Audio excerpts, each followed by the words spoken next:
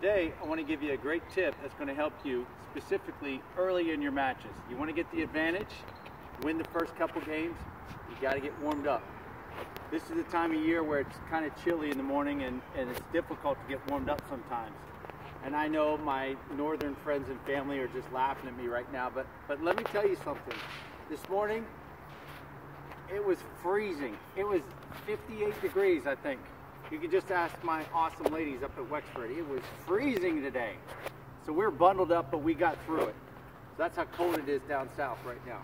Anyway, the first thing you want to do is get the blood flowing. We're not even talking about getting your shots. You should do this all the time, but if you only have a few minutes to warm up before the opponents show up, or before you decide to hit, I want to show you what I do in about 30, 45 seconds, maybe a minute. That's all it takes to get the blood pumping and get you an early advantage.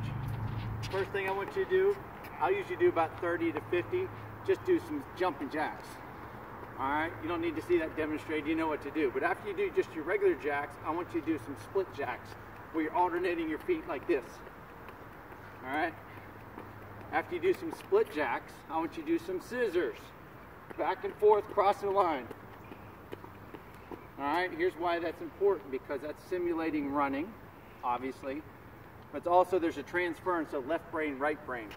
And actually research has shown that little kids that can skip and transference from left brain to right brain pick up math a lot easier. I wish I would have skipped more as a kid. Anyway, after you do some scissors, okay, I like to get my feet moving in a quick fashion. I want to go over and back, but I also want to work some lateral footwork. You just go up to a line and go back and forth. You should do about 10, and then I switch and lead with the other foot.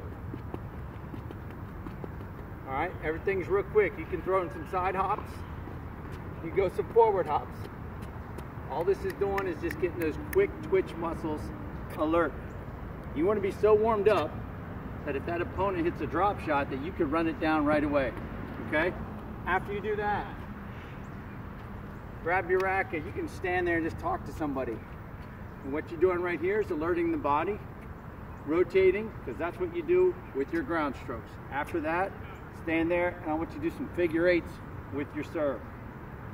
All right, you keep that thing real loose so that when you do start hitting the balls, you're warmed up. All right? Now the other thing you could do to get your shoulders warm, some tiny arm circles, about 20 of those, and then some big ones, okay? We're not even talking about stretching today. We're just trying to get the blood flowing, okay? The last thing you do not want to do is static stretching. You don't want to do anything where you're not moving. We'll get into dynamic stretching at a later tip. But right now, I just want you to emulate some of the moves that you would do on the court. Get those feet pumping, quick short steps. And remember what I tell people, what you do at the net. Just 3 things. Move, move, move.